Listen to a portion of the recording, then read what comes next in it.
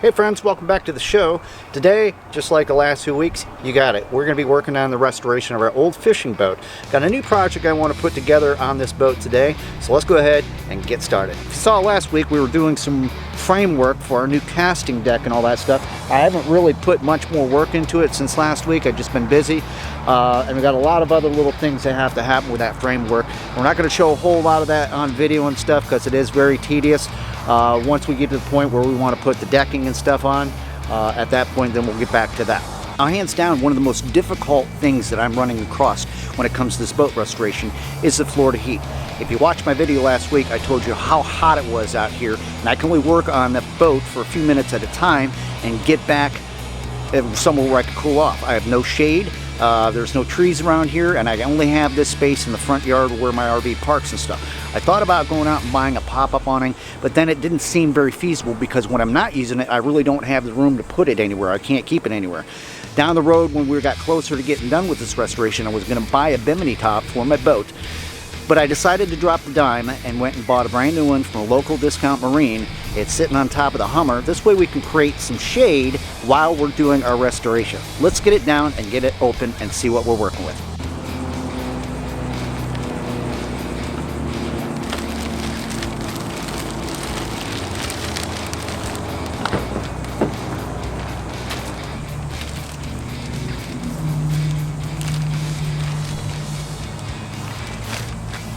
Now, before I went and bought this Bimini top, I made some measurements on the boat and everything.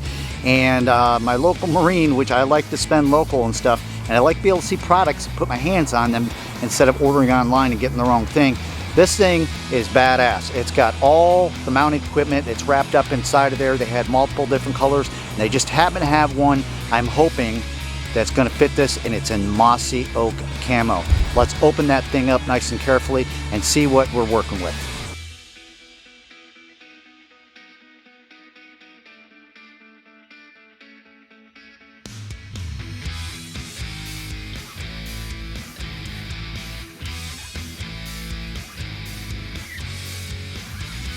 All right, now we got it all open. This is nice. It comes with a zippered enclosure, so that way we're not using it, can push it all back together in one spot and it doesn't get ruined and everything. Now this is rated for 54 inches to 60 inches, and that's the width of the boat. And my furthest, widest spot on this boat is 60 inches.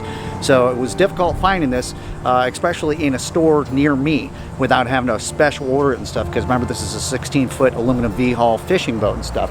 And I believe the gentleman who sold this to me said that the hardware and stuff is up inside of here. Let's carefully go ahead and take this cover off here and get that stuff out and see what we got to do to make this happen.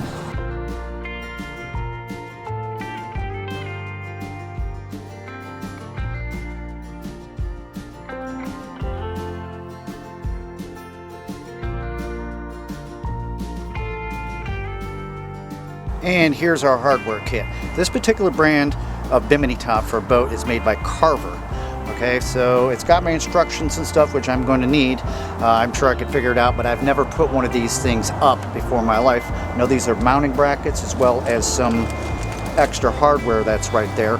So let's get that opened up and make some sense of it. If you take a look at the instructions on how to install the Bimini top on the boat and stuff, it's kind of vague, but you get the picture.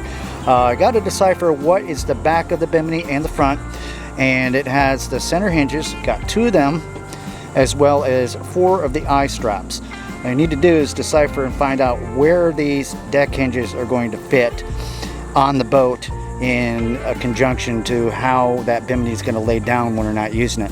Let's go over to the boat and I'm going to show you how we do that. All right, so we went ahead and I laid the Bimini top down towards the stern end of the boat, and we want this to be in the resting area. So how we decipher this is going to be our bench that we're going to be sitting on, and we need this area in the back here for like a gas tank and stuff, and enough room for when I trim the motor and lift the thing back up, it's not going to hit that.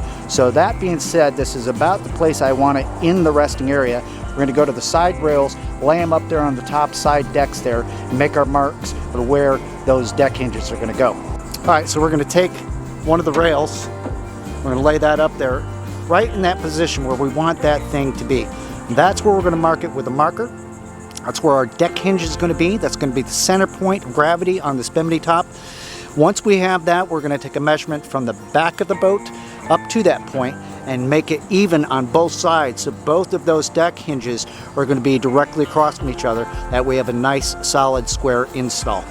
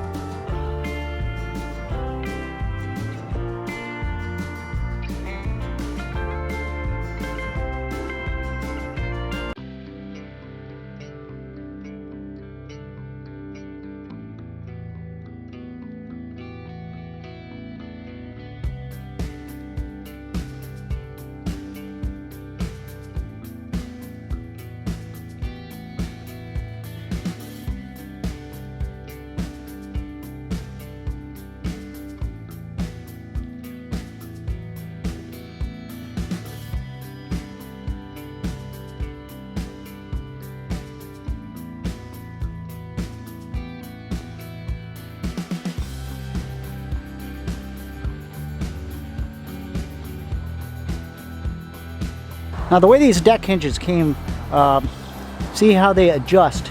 They bend back and forth. That way it can accommodate for the width of a boat and stuff. But this little set screw, we want it to stay to the inside of the boat. In case that thing jiggles loose, chances are it's going to fall down into the boat first and I won't lose it.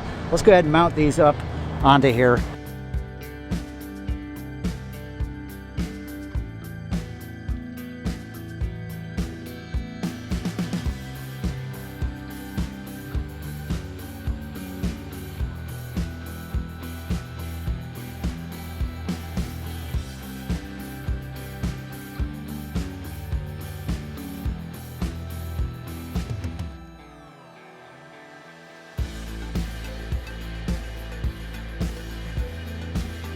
All right, now that we've got our deck hinges in place, it's time to get the Bimini back up on the boat, set the 2 feet down into the slotted area and put a couple screws in there, lay it back, and then find out where those eye straps are going to come into play.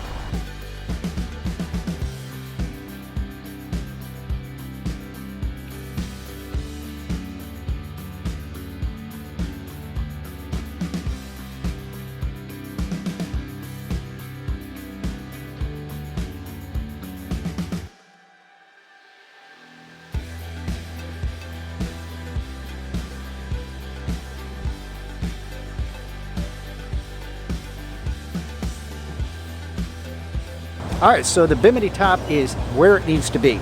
We got them on the center hinges, all set to go. Now we need to kind of pull the thing upwards and set it into place where we want it to be so it's nice and level, and then we'll find out where we need to put those eye straps down so we can lock our straps in.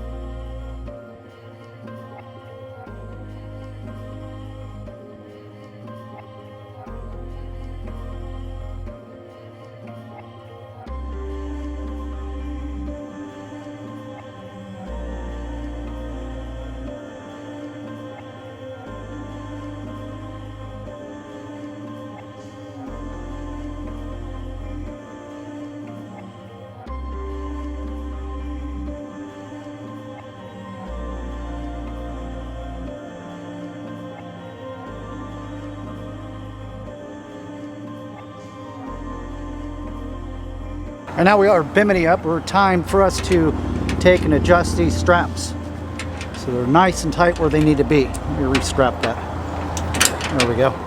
Pull these out until that thing is nice and straight at the top.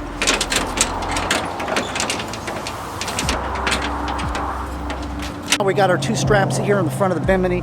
Time to hook up our eye straps in the back so we can tighten this all out and make sure it's all level.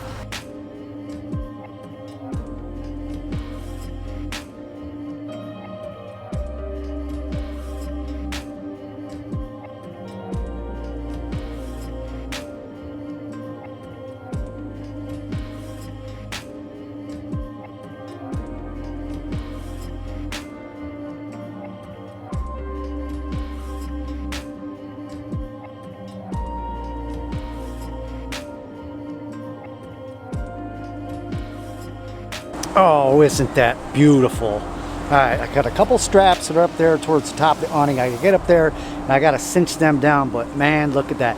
We got some shade now and we get some real work done. Yes. Plenty of headroom. And even when I get my deck on, still got headroom. This is sweet. No more working in the sun.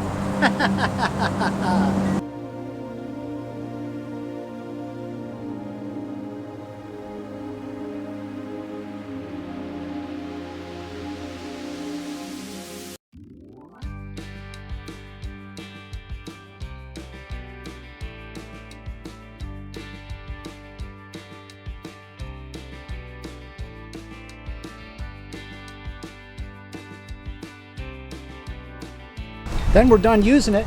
We just unhooked the two front straps. There's one.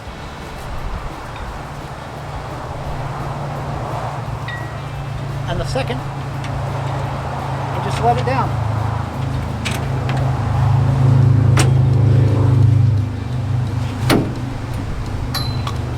And just like that, it lays right where I want it to be. Still got room to trim my motor, and also this has a cover. I can cover all this up, wad it up, so it's all nice and ready to go. And we still have area for our bench to be put in there.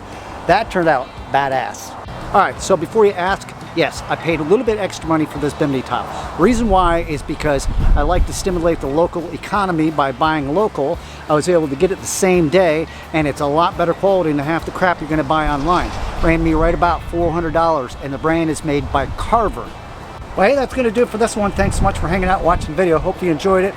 Now we got some shade. The sun is beating down. It's hot as heck, but I'm under the shade cover of a nice Bimini top. Great material, great framework, all that good stuff. And I'm ready to start working on some more of this boat. It's coming along great. Got any questions, leave them down below. Until next time, I'll see you on the next adventure. Take care.